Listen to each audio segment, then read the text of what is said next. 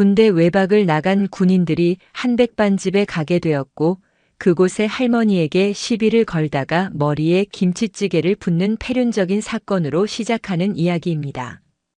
영상 시청 전에 구독과 좋아요 부탁드립니다. 저희에게 큰 힘이 됩니다. 토요일 밤 대한민국 최전방의 심장이라 불리는 강원도 화천군의 밤은 언제나처럼 고요와 긴장이 팽팽한 공존을 이루고 있었다. 낮 동안의 무더위와 고된 훈련의 열기가 가라앉은 자리에 서늘한 산바람이 내려앉는 시간. 7사단 칠성부대 소속 김진철 병장을 필두로 한 1분대 병사 6명은 그토록 고대하던 군대 외박의 자유를 만끽하며 화천 읍내의 밤거리로 쏟아져 나왔다. 한 달에 한 번 숨통을 틔워주는 보석 같은 시간. 그들에게 화천의 밤은 회색빛 군복을 잠시 벗어 던지고 20살 청춘의 혈기를 마음껏 발산할 수 있는 해방구나 다름없었다.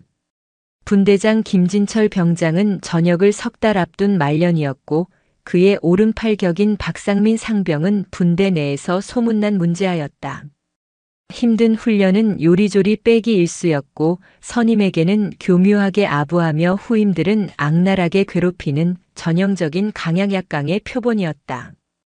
그 외에는 이제 갓 일병을 단 이우진, 최경호, 그리고 아직 어리바리한 막내 정승규, 한태석 이병까지 총 6명의 젊음은 알코올의 힘을 빌려 곱비 풀린 망아지처럼 들떠 있었다. 1차로 간 치킨집에서 이미 소주 67병이 가볍게 비워졌다. 군 생활의 부조리함, 여자친구와의 다툼, 저녁 후의 막막한 미래 등 온갖 무거운 주제들이 술잔을 채웠다가 공허한 웃음과 함께 허공으로 흩어졌다. 시간이 흐를수록 목소리는 커졌고 이성의 끈은 엿가락처럼 늘어지기 시작했다. 아, 병장님. 이대로 숙소 들어가긴 너무 아쉽지 않습니까? 국물에 쇠주 한 잔 더 걸쳐야 합니다. 박상민 상병이 벌겋게 달아오른 얼굴로 외쳤다. 그의 제안에 다른 분대원들도 약속이나 한 듯 동조했다. 이미 통금 시간인 9시 30분이 가까워지고 있었지만 누구 하나 그 사실을 지적하지 않았다. 오히려 통금이라는 족쇄가 그들의 반항심에 불을 지폈다. 그래, 가자. 마지막인데 화끈하게 달려야지. 저기 봐라, 저기. 허름해 보여도 저런 데가 진짜 맛집이야. 김진철 병장이 손가락으로 가리킨 곳은 화려한 네온 사인이 번쩍이는 거리의 뒤편 낡고 빛바랜 간판을 내건 작은 백반집이었다. 칠성회관이라는 이름 옆에 어머니 손맛이라는 문구가 정겹게 쓰여 있었지만 술에 취한 그들의 눈에는 그저 촌스럽고 값싼 술집으로 보일 뿐이었다. 딸랑을 하는 낡은 문소리와 함께 6명의 군인이 우르르 식당 안으로 몰려들었다. 내부는 고작해야 테이블 5개가 전부인 아담한 공간이었다. 주방에서는 희끗희끗한 파마머리의 할머니 한 분이 혼자 고요히 설거지를 하고 있었다. 예수는 좋게 넘어 보이는 깊게 팬 주름과 고된 세월의 흔적이 손마디마다 새겨진 노파였다. 이모, 여기 총 6명. 제일 잘 나가는 안주랑 소주 6병 먼저 빨리빨리 갖다 주세요.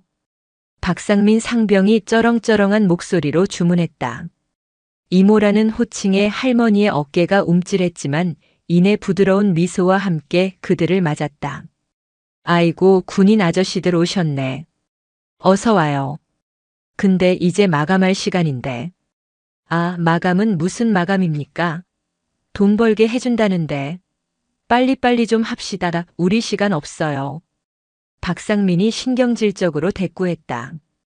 그의 무례한 태도에 분대장인 김진철 병장은 잠시 인상을 썼지만 술기운에 취해 제지할 생각은 하지 못했다.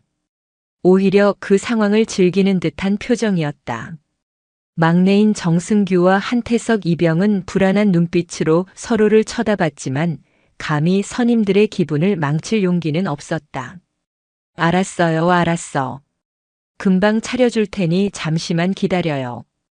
김치찌개가 맛있는데 그걸로 괜찮겠어? 아, 예. 네. 알아서 빨리만 주쇼. 할머니는 고된 기색 없이 다시 분주하게 움직이기 시작했다. 곧이어 보글보글 끓어오르는 김치찌개와 정갈하게 담긴 밑반찬들이 상 위에 차려졌다. 돼지고기가 숭덩숭덩 들어간 진한 국물의 김치찌개는 누가 봐도 정성이 가득한 음식이었다. 하지만 그들의 목적은 음식을 맛보는 것이 아니었다. 그저 술을 마시기 위한 구실일 뿐이었다. 소주잔이 다시 쉴 새 없이 오갔다. 그들의 대화는 점점 더 거칠고 방자해졌다. 옆 테이블에 신경 쓰지 않고 군대 내부에 비속어나 욕설을 거리낌 없이 내뱉었고 테이블을 주먹으로 내리치거나 발을 구르며 소란을 피웠다. 식당 안의 다른 손님들은 이미 자리를 뜬 지 오래였다. 이제 이 작은 공간에는 오직 6명의 군인과 노파만이 남아 있었다. 야, 박상민. 너 휴가 나가서 뭐 했냐? 뭘 하긴요. 클럽 가서 여자 좀 꼬셨습니다. 새끼 잘했어. 군인은 그렇게 화끈해야지. 낄낄거리는 웃음소리가 식당의 낡은 벽을 때렸다. 그들의 대화 주제는 점점 더 저급해졌고 급기야 주방에서 묵묵히 일하는 할머니를 향한 희롱 섞인 농담까지 오가기 시작했다. 야, 저 할매. 젊었을 때 한가닥 했을 것 같지 않냐? 에이, 병장님도. 저런 쭈구렁 할망구한테 무슨. 이우진 일병이 눈치를 주며 말렸지만 박상민은 오히려 더 신이 난 듯 목소리를 높였다. 왜? 우리 할머니도 왕년엔 동네에서 제일 예뻤다고 했어. 이모님, 왕년에 남자 좀 울리셨습니까? 할머니는 대꾸 없이 묵묵히 자신의 일만 했다. 그 침묵이 박상민의 심기를 더욱 거슬렀다. 무시당했다는 생각이 치밀어 올랐다. 알코올과 군대라는 폐쇄된 사회에서 배운 비뚤어진 권력욕이 그의 이성을 완전히 마비시켰다. 아, 진짜 사람 말 무시하네. 야, 이리 좀 와보라고. 박상민이 자리에서 벌떡 일어났다. 그의 험악한 기세에 막내들은 겁을 먹고 고개를 숙였다. 김진철 병장마저 야, 적당히 해라라며 마지못해 말렸지만 그 목소리에는 진심이 담겨 있지 않았다. 박상민은 성큼성큼 주방으로 걸어갔다. 그리고는 아직 온기가 남아있는 김치찌개 냄비를 집어들었다. 사람이 부르면 대답을 해야 할 거 아니야. 우리가 우스워? 젊은 양반 왜 이래요? 할머니가 겁먹은 목소리로 뒷걸음질 쳤다. 그 순간이었다. 박상민 상병은 눈 하나 깜짝하지 않고 들고 있던 김치찌개 냄비를 그대로 할머니의 머리 위로 쏟아부었다. 아! 뜨거운 김치 국물과 건더기가 할머니의 희끗한 머리카락을 타고 흘러내려 얼굴과 옷을 적셨다. 돼지고기 비계와 시뻘건 국물이 주름진 얼굴 위를 흉측하게 뒤덮었다. 할머니는 짧은 비명과 함께 그 자리에 주저앉았다. 고통보다 더 큰 충격과 모멸감에 휩싸인 눈동자가 파르르 떨렸다. 정적이 흘렀다.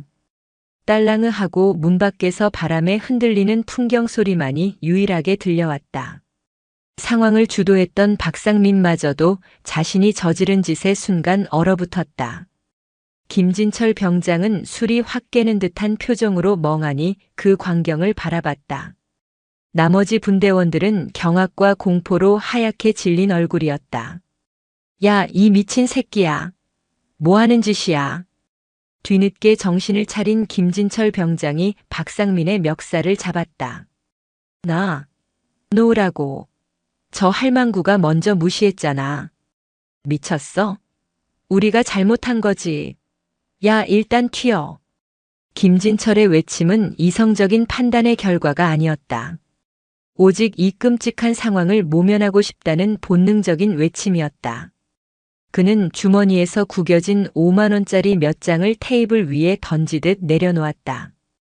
가자, 빨리. 6명의 군인은 주저앉아 떨고 있는 노파를 그대로 내버려둔 채 쏜살같이 식당을 빠져나갔다. 그들은 도망치면서도 자신들이 무슨 짓을 저질렀는지, 그 행위가 어떤 파국을 불러올지 전혀 상상하지 못했다. 홀로 남겨진 식당. 바닥에는 엎질러진 김치찌개 국물이 핏물처럼 흥건했다. 할머니는 차가운 바닥에 주저앉은 채 뜨거운 국물에 데인 이마보다 더 뜨거운 눈물을 하염없이 흘리고 있었다. 굴욕과 서러움, 그리고 인간에 대한 깊은 환멸이 뒤섞인 눈물이었다. 그녀의 귓가에는 칠성, 을 외치던 군인들의 목소리가 이명처럼 맴돌았다. 자신의 하나뿐인 아들이 평생을 바쳐 지휘하고 있는 바로 그 칠성 부대의 이름이었다. 그녀는 이 끔찍한 사실을 아들에게 알려야 할지 아니면 가슴에 묻어야 할지 알 수 없었다. 그저 낡은 식당의 고요함 속에서 부서진 자존심과 함께 소리 없이 흐느낄 뿐이었다. 화천의 밤은 그렇게 깊어지고 있었다. 육군 소장 이정우는 창밖으로 펼쳐진 화천의 산세를 바라보며 깊은 상념에 잠겨 있었다. 그의 책상 위에는 각종 작전 서류와 보고서들이 산더미처럼 쌓여 있었지만 그의 시선은 먼 곳을 향해 있었다. 장군이라는 무거운 계급장을 달고 있지만 그는 이곳 화천에서 나고 자란 화천의 아들이었다. 그리고 주말이면 허름한 백반집을 운영하는 노모의 된장찌개를 먹는 것을 가장 큰 낙으로 삼는 평범한 아들이기도 했다. 어젯밤 늦은 시간까지 야간 작전 계획을 검토하느라 어머니께 전화를 드리지 못한 것이 마음에 걸렸다. 늘 그렇듯 힘들지? 밥은 먹었고? 라며 따뜻하게 물어오실 어머니의 목소리가 그리웠다. 그는 비서실장에게 오늘 오후에는 외부 일정 없이 조용히 부대를 순찰하겠다고 이른 뒤 잠시 눈을 붙였다. 평화로운 아침을 깨트린 것은 비서실장인 강철민 중령의 다급한 목소리였다. 사단장님, 긴급 보고 드릴 사항이 있습니다. 강 중령의 얼굴은 하얗게 질려 있었고 손에는 태블릿 PC 하나가 들려 있었다. 그의 표정에서 심상치 않은 일이 터졌음을 직감한 이정훈 소장은 즉시 자리에서 일어나 보고를 받았다. 뭔가? 사단장님, 먼저 마음을 단단히 잡수셔야 할 것 같습니다. 화천 맘카페와 군인 커뮤니티인 6대 전육군 훈련소 대신 전해드립니다에 올라온 게시물입니다. 강 중령이 내민 태블릿 화면에는 여러 장의 사진과 함께 분노에 찬 글이 올라와 있었다. 사진 속 장소는 눈에 익은 너무나도 익숙한 그의 어머니 가게 칠성회관이었다. 바닥에 낭자한 김치찌개 국물과 그 가운데에 주저앉아 있는 노인의 뒷모습. 비록 얼굴은 보이지 않았지만 이정훈 소장은 그 뒷모습이 자신의 어머니라는 것을 한눈에 알 수 있었다.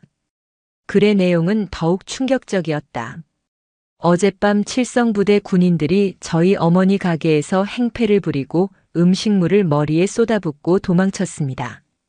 라는 제목의 글은 당시 상황을 목격한 옆 가게 주인의 아들이 올린 것이었다. 그는 분노를 참지 못하고 CCTV 화면을 캡처해 올렸다. 모자이크 처리되었지만 얼룩무늬 전투복을 입은 여러 명의 청년이 식당에서 뛰쳐나가는 모습이 선명했다. 글쓴이는 그들이 칠성, 을 외치는 것을 똑똑히 들었다고 덧붙였다. 이정훈 소장은 아무 말도 하지 않았다. 그의 얼굴에서 모든 표정이 사라졌다. 평소 온화하고 부드러운 성품으로 덕장이라 불리던 그였지만 지금 그의 눈은 이름 그대로 북두칠성처럼 차갑고 서늘하게 빛나고 있었다. 주변의 공기가 얼어붙는 듯한 고요하지만 무거운 분노였다. 강 중령은 감히 숨도 제대로 쉬지 못했다. 헌병대장, 당장 내 방으로.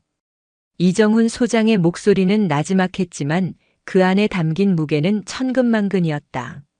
몇 분 지나지 않아 헌병대장이 사색이 된 얼굴로 사단장실에 들어섰다.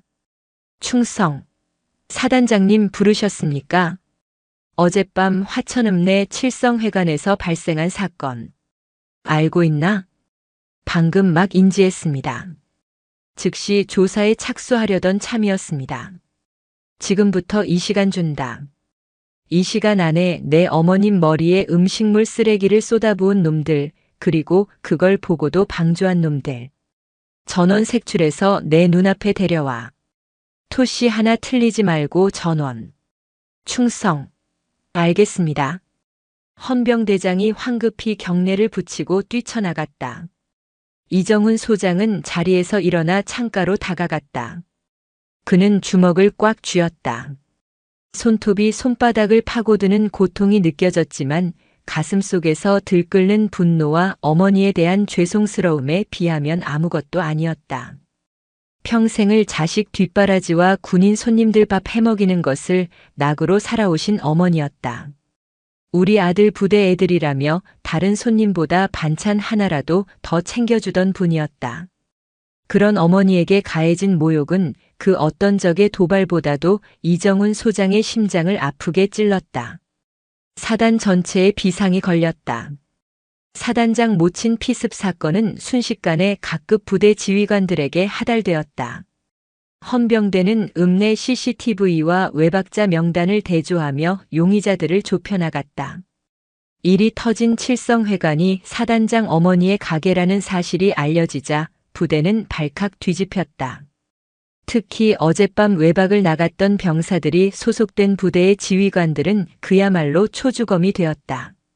한편 아무것도 모르는 김진철 병장과 분대원들은 숙취와 불안감 속에서 아침을 맞이했다. 어젯밤의 기억은 드문드문했지만 할머니의 머리에 김치찌개를 쏟아부었던 끔찍한 장면만은 선명하게 남아있었다. 야, 박상민. 너 어제 진짜 미쳤었냐? 아씨, 술이 웬수지. 근데 뭐 어쩌겠습니까? 돈도 던져주고 왔는데. 그냥 똥 밟았다 생각하고 잊어버립시다. 박상민은 애써 태어난 척했지만 그의 눈동자는 불안하게 흔들리고 있었다. 김진철 병장은 담배만 뻐끔뻐끔 태울 뿐 아무 말도 하지 못했다. 분대장으로서 상황을 막지 못했다는 죄책감과 일이 커질지도 모른다는 불안감이 그를 짓눌렀다. 그들이 부대로 복귀하자마자 대대장과 중대장이 살벌한 표정으로 그들을 기다리고 있었다. 1분대 외박자 전원, 지금 즉시 대대장실로. 싸늘한 목소리에 분대원들은 본능적으로 무언가 잘못되었음을 직감했다. 대대장실로 향하는 짧은 복도가 마치 사형장으로 끌려가는 길처럼 길게 느껴졌다. 대대장실 문을 열자 그들을 기다리고 있는 것은 대대장뿐만이 아니었다. 낯선 계급장을 단 헌병대 간부들이 서 있었다. 김진철 병장 외 5명.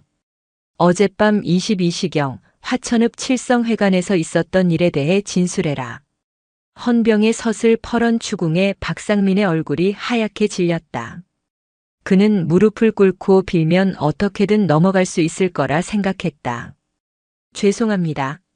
저희가 술에 너무 취해서 실수를. 실수? 노인 머리 위에 뜨거운 국물을 들이붓는 게 실수인가? 헌병의 날카로운 일갈에 박상민은 입을 다물었다. 김진철 병장은 모든 것을 체념한 듯 입을 열었다. 제가 분대장으로서 분대원들을 제대로 통제하지 못했습니다. 모든 책임은 제가 지겠습니다. 그때 헌병대장이 나지막이 말했다. 너희들이 무슨 짓을 저질렀는지 알고는 있나? 너희가 행패를 부린 그 식당, 칠성회관 주인 할머니가 누구신지 아냐고. 분대원들은 영문을 모르겠다는 표정으로 서로를 쳐다봤다. 헌병대장은 경멸과 한심함이 뒤섞인 눈빛으로 그들을 쏘아보며 말했다. 이정훈 칠사단장님 어머님이시다. 그 말이 떨어지는 순간 대대장실의 공기는 완전히 얼어붙었다. 김진철, 박상민, 이우진, 최경호, 정승규, 한태석. 6명의 병사들은 마치 머리 위로 벼락을 맞은 듯한 표정이었다. 사단장. 부대의 모든 것을 통솔하는 하늘과도 같은 존재. 자신들이 저지른 만행의 대상이 그 사단장의 어머니였다는 사실은 그들의 남은 이성과 변명의 여지를 산산조각 냈다. 박상민은 그 자리에 풀썩 주저앉아 덜덜 떨기 시작했다. 망했다라는 단어조차 이 절망적인 상황을 표현하기에는 부족했다. 단순한 군기 교육대나 영창 수준의 징계가 아닐 것이다. 군법회의는 물론 불명예 전역, 어쩌면 그 이상의 끔찍한 미래가 눈앞에 아른거렸다.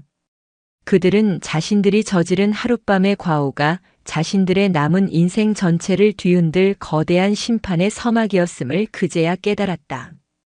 헌병대의 차가운 수갑이 그들의 손목에 채워졌다. 창밖으로 보이는 화천의 하늘은 어제와 다름없이 푸르고 평화로웠지만 그들의 세상은 이미 지옥으로 변해 있었다.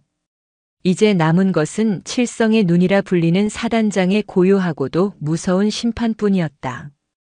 헌병대 영창의 차가운 시멘트 바닥은 김진철 병장과 분대원들의 절망을 더욱 시리게 만들었다. 시간은 지독하게 느리게 흘렀고 매 순간이 고문이었다. 군법회의에 회부될 것이라는 소문, 불명예 전역 후 민사소송까지 당할 것이라는 예측들이 간수들의 입을 통해 들려왔다. 특히 주동자인 박상민 상병은 거의 실성한 사람처럼 넋을 놓고 중얼거리기만 했다. 사건 발생 사흘째 되던 날 영창의 철문이 굳은 소리를 내며 열렸다. 들어온 것은 헌병이 아닌 사단장 비서실장 강철민 중령이었다. 김진철 병장 외 5명, 전원 장비 챙겨서 나와라. 그의 목소리에는 어떠한 감정도 실려 있지 않았다. 분대원들은 마지막 심판의 날이 왔음을 직감하고 사시나무 떨듯 서로를 부축하며 일어섰다. 그들이 도착한 곳은 사단장실도 군법회의장도 아니었다. 군용 트럭은 그들을 싣고 화천 읍내의 한적한 골목으로 향했다. 익숙한 풍경. 며칠 전 그들이 끔찍한 만행을 저질렀던 칠성회관 앞이었다. 가게 문은 굳게 닫혀 있었다. 분대원들은 차에서 내리자마자 본능적으로 고개를 숙였다. 차마 가게를 정면으로 쳐다볼 용기가 나지 않았다. 들어가. 강중령의 명령에 그들은 마지못해 발걸음을 옮겼다. 딸랑의 그날 밤의 악몽을 떠올리게 하는 풍경 소리와 함께 가게 안으로 들어섰다. 가게 내부는 그날 밤에 흔적 없이 깨끗하게 정돈되어 있었다. 그리고 주방 앞 작은 테이블에 사건의 피해자인 할머니와 이정훈 사단장이 함께 앉아 있었다. 사단장은 군복이 아닌 평범한 아들처럼 편안한 사복 차림이었다. 하지만 그의 눈빛은 그 어떤 군복보다도 무겁고 날카롭게 분대원들을 꿰뚫었다. 6명의 병사들은 그 자리에 얼어붙은 채 마치 죄인처럼 무릎을 꿇었다. 어머니, 이놈들입니다. 이정훈 사단장의 목소리는 차분했지만 그 안에는 깊은 슬픔과 분노가 응축되어 있었다. 할머니는 아무 말 없이 꿇어앉은 청년들을 바라보았다. 그녀의 눈빛은 원망이나 분노가 아니었다. 차라리 연민에 가까운 깊고 슬픈 눈이었다. 일어나들. 일어나 앉아. 할머니의 갈라진 목소리에 분대원들은 어쩔 줄 몰라 서로의 눈치만 살폈다. 이정훈 사단장이 턱짓으로 옆 테이블을 가리켰다. 어머니 말씀 안 들리나. 일어나서 앉아. 그들은 마지못해 일어나 비어있는 테이블에 죄인처럼 앉았다. 숨막히는 침묵이 흘렀다. 박상민은 감히 고개를 들지 못하고 바닥만 쳐다보며 덜덜 떨고 있었다. 먼저 침묵을 깬 것은 이정훈 사단장이었다. 너희들이 내 어머니께 무슨 짓을 했는지 이제는 알겠지. 군의 명예를 더럽히고 한 인간의 존엄을 짓밟았다. 군법에 따라 너희를 처리하는 것은 어렵지 않다. 주동자인 박상민 상병 그리고 분대장으로서 책임을 방기한 김진철 병장은 중형을 피하지 못할 거고 나머지도 무사하지 못할 거다. 그의 말 한마디 한마디가 비수처럼 날아와 꽂혔다. 하지만 내 어머니께서 너희들의 처벌을 원치 않으신다. 분대원들은 의아한 표정으로 고개를 들었다. 할머니는 여전히 말이 없었다. 용서하신다는 뜻이 아니다. 법의 심판대에 세워 감옥에 보내는 것보다 더 중요한 것을 깨닫게 해야 한다고 하셨다. 너희들이 저지른 잘못의 무게가 얼마나 무거운지, 너희들이 모욕한 노동과 삶이 얼마나 고귀한 것인지 너희들의 몸으로 직접 깨닫게 하라고 하셨다. 이정훈 사단장은 자리에서 일어나 그들에게 다가왔다. 지금부터 너희에게 군법이 아닌 어머니의 법에 따른 판결을 내린다. 그는 잠시 말을 멈추고 6명의 얼굴을 하나하나 뜯어보았다. 첫째, 너희 6명은 오늘부터 남은 군 복무 기간 동안 모든 주말과 휴일, 그리고 평일 전투 유무 시간을 이 식당에서 보내야 한다. 어떠한 외박, 외출, 휴가도 허락되지 않는다. 둘째, 너희는 이 가게의 직원이 되어 내 어머니의 지시에 따라 모든 일을 해야 한다. 설거지, 청소, 재료 손질, 서빙. 예외는 없다. 셋째, 너희는 매일 아침 동이 트기 전 이곳에 와서 하루 장사를 준비하고 밤늦게 마감 정리가 끝난 후에야 부대로 복귀한다. 넷째, 너희에게 지급되는 월급은 모두 압류하여 그 돈으로 가게의 식자재를 직접 사야 한다. 너희 손으로 돈을 벌고 그 돈으로 음식을 만드는 과정을 배우라는 뜻이다. 다섯째, 만약 이 과정에서 단 한 명이라도 불성실한 태도를 보이거나 도망치려 하거나 내 어머니의 마음에 다시 상처를 입히는 일이 발생할 경우 그 즉시 전원 군법회의에 회부하고 내가 가진 모든 권한을 사용해 가장 무거운 벌을 내릴 것이다. 내 말 알겠나? 예, 알겠습니다. 모기만 한 목소리가 터져 나왔다.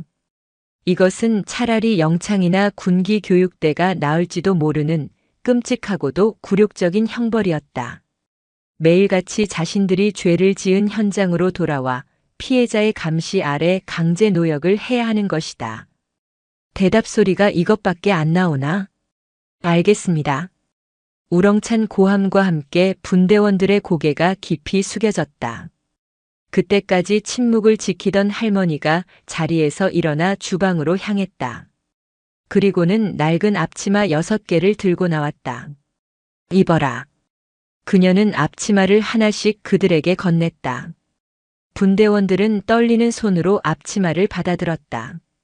얼룩무늬 전투복 위에 둘러진 낡은 식당 앞치마. 그 이질적인 모습이야말로 그들이 처한 상황을 가장 명확하게 보여주는 상징이었다. 첫 번째 일이다. 가게 대청소부터 시작한다. 바닥에 광이 날 때까지 닦아라. 할머니의 지시에 따라 6명의 병사들은 걸레와 빗자루를 잡았다. 그날부터 그들의 특별한 군 복무가 시작되었다. 새벽 5시, 아직 어둠이 가시지 않은 시간에 부대를 나와 식당으로 향했다. 밤 11시, 파김치가 된 몸으로 부대로 복귀했다. 주말에도 쉬지 못했다. 동기들이 PX에서 냉동식품을 먹거나 TV를 보며 웃고 떠들 때 그들은 식당 주방 구석에서 짬밥보다 못한 식사를 하며 다음 일을 준비해야 했다. 처음 며칠간은 그야말로 지옥이었다. 특히 박상민의 불만은 극에 달했다. 그는 설거지를 하면서 일부러 그릇을 거칠게 다루거나 청소를 하는 둥 마는 둥 요령을 피웠다. 그럴 때마다 할머니는 아무 말 없이 그가 한 일을 묵묵히 다시 했다. 그릇을 다시 닦고 바닥을 다시 쓸었다. 꾸짖거나 화를 내지 않는 그 침묵이 박상민을 더욱 비참하고 미치게 만들었다. 김진철 병장은 죄책감에 묵묵히 일했다. 그는 분대장으로서 이 모든 사태의 책임이 자신에게 있다고 생각했다. 할머니를 볼 면목이 없어 그는 단 한 번도 그녀와 눈을 마주치지 못했다. 그저 시키는 일만 기계처럼 해낼 뿐이었다. 다른 분대원들도 마찬가지였다. 이우진 일병은 매일 밤 몰래 눈물을 훔쳤고 막내들은 고된 노동에 지쳐 말수도 줄어들었다. 그들은 군대보다 더한 군대에 갇힌 기분이었다. 자유도 희망도 없는 잿더미 위에서 그들의 형벌은 이제 막 시작되고 있었다. 그것은 단순한 벌이 아니었다. 용서 없는 용서를 통해 인간의 존엄성과 노동의 가치를 뼈저리게 가르치려는 한 노모의 깊고 아픈 가르침이었다. 시간은 더디지만 어김없이 흘렀다. 계절이 바뀌고 화천의 산들도 푸른 잎을 떨구고 붉은 옷으로 갈아입기 시작했다. 6병사의 칠성회관 복무는 어느덧 석 달째에 접어들고 있었다. 그들의 일과는 기계적인 루틴이 되었다. 새벽 칼바람을 맞으며 식당 문을 열고 수십 포대의 쌀을 씻고 산더미 같은 배추와 물을 다듬는 일로 하루를 시작했다. 점심시간에는 밀려드는 손님들 대부분이 동료 군인들이었다의 따가운 시선과 수군거림을 감내하며 음식을 날랐다. 저녁 장사가 끝나면 기름때 낀 주방을 반짝거리게 닦고 음식물 쓰레기를 처리하고 나서야 길고 긴 하루를 마칠 수 있었다. 처음에 반항과 수동적인 태도는 고된 노동 앞에서 서서히 마모되어 갔다. 특히 가장 큰 문제였던 박상민 상병에게 미묘한 변화가 찾아오기 시작했다. 그 계기는 아주 사소한 일이었다. 어느 비 오는 날 저녁이었다. 마지막 손님이 나가고 정리를 하던 중 박상민은 허리 통증을 호소하며 주저앉았다. 며칠 전 무거운 식자재를 나르다 삐끗한 허리가 말썽을 부린 것이다. 아씨, 허리야. 그가 인상을 쓰며 중얼거리는 소리를 들은 할머니가 묵묵히 다가왔다. 그리고는 아무 말 없이 그의 허리에 뜨거운 물수건을 대주고 뭉친 근육을 서투르지만 정성스럽게 주물러주기 시작했다. 박상민은 아무 말도 하지 못했다. 자신의 머리에 뜨거운 김치찌개를 쏟아부었던 바로 그 손이었다. 원망과 저주를 퍼부어도 시원찮을 가해자에게 피해자는 따뜻한 온기를 건네고 있었다. 그 순간 박상민의 마음속에서 단단하게 굳어있던 무언가가 툭 하고 부서져 내렸다. 그는 처음으로 할머니의 얼굴을 제대로 마주 보았다. 깊게 팬 주름, 거칠고 갈라진 손. 평생을 노동으로 살아온 한 여성의 고단한 역사가 그 얼굴에 고스란히 담겨 있었다. 왜 저한테 잘해주세요? 박상민이 떨리는 목소리로 물었다. 할머니는 손을 멈추지 않은 채 나지막이 대답했다. 아프다는데. 내버려두나. 너도 우리 아들 같은 젊은 앤데. 그 한마디에 박상민은 참았던 눈물을 터뜨리고 말았다. 죄송합니다. 할머니. 제가 정말 죽을 죄를 지었습니다. 그는 어린아이처럼 흐느끼며 바닥에 엎드려 진심으로 사죄했다. 할머니는 그의 등을 말없이 토닥여 주었다. 그날 이후 박상민은 완전히 다른 사람이 되었다. 누가 시키지 않아도 가장 먼저 식당에 나왔고 가장 굳은 일을 도맡아 했다. 그의 설거지는 뽀드득 소리가 날 정도로 깨끗해졌고 그의 서빙에는 짧지만 진심 어린 인사가 담기기 시작했다. 김진철 병장은 그 모든 과정을 묵묵히 지켜보고 있었다. 그는 박상민의 변화를 보며 자신을 더욱 채찍질했다. 그는 이제 할머니와 눈을 마주칠 수 있게 되었다. 그는 할머니의 어깨를 주물러 드리거나 무거운 짐을 옮길 때 그녀의 동선을 미리 파악해 길을 터주는 등 보이지 않는 곳에서 그녀를 돕기 시작했다. 어느 날 저녁 김진철은 장부를 정리하는 할머니 곁에 조용히 앉았다. 할머니, 궁금한 게 있습니다. 뭔데? 왜? 저희를 용서하셨습니까?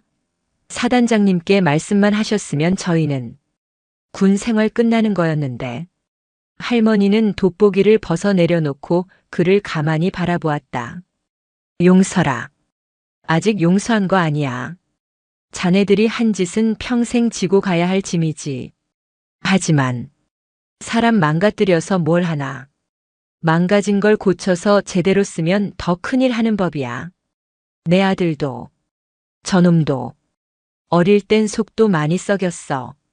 그때마다 회초리 들고 벌 세우고 그러면서도 속으로는 이놈이 커서 올바른 사람이 돼야 할 텐데 하고 빌었지.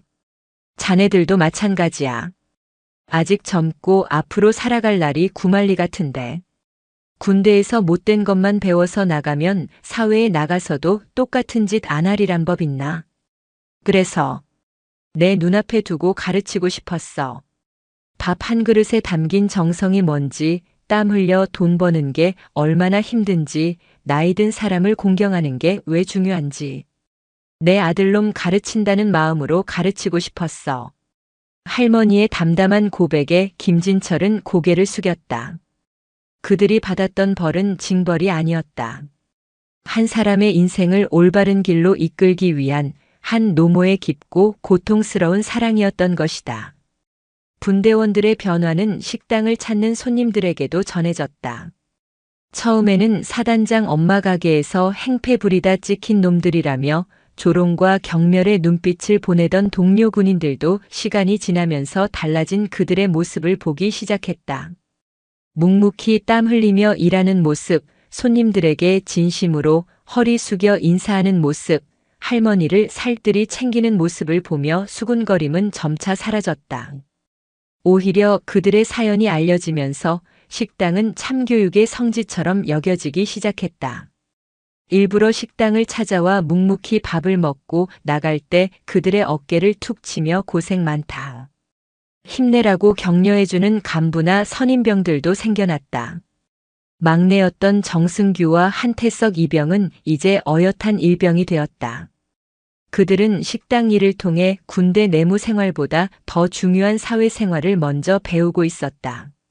손님을 대하는 법, 어른을 공경하는 법, 그리고 동료들과 협력하여 일을 처리하는 법까지.